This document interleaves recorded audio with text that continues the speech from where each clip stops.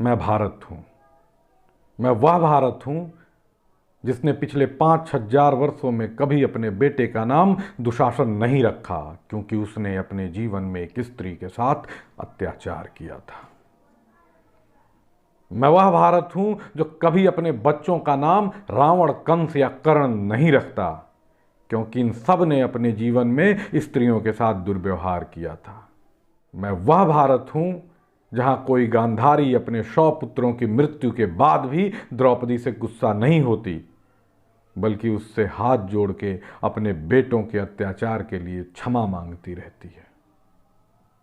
मैं वह भारत हूं जहां 90% बलात्कारियों को अपना गांव छोड़ देना पड़ता है और उन्हें गांव से धक्का कोई और नहीं, उनके परिवार वाले ही देते हैं।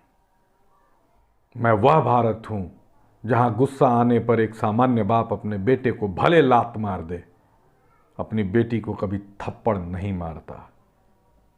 मैं वह भारत हूं जहां एक सामान्य बाप अपने समूचे जीवन की कमाई अपनी बेटी के लिए सुखी संसार रचने में खर्च कर देता है।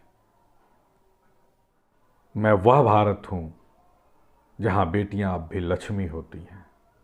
मैं वह भारत हूं जहां बेटे बाप के हृदय में बसते हैं, पर बेटियां बाप की आत्मा में बसती हैं। सभ्यता में असभ्यता के संक्रमण से उपजी कुरीतियों ने बेटी के जन्म पर उपजने वाले उल्लास का रंग भले मार दिया हो, पर अब भी एक साधारण बाप सबसे ज्यादा प्रसन्न अपनी बेटी की मुस्कान देखकर होता है। मैं वह भारत हूं जिसके 100 करोड़ बच्चे अब भी नहीं लांघते मर्यादा की लकीर। उनमें बसते हैं राम, उनमें बसते हैं कृष्ण, उनमें बसते हैं शिव, और उनके बीच निर्भय होकर विचरती है कोई राधा, कोई मीरा, कोई अनुसुईया। मैं वह भारत हूं जिसके हृदय में अब भी धर्म बहता है। समाज की प्रतिष्ठा पराजित नहीं होती हिजड़ों के अश्लील ठहाकों से। रोजी के लिए राष्ट्र पर प्रहार करने वाले चर्चित भले हों, प्रतिष्ठित कभी नहीं होते।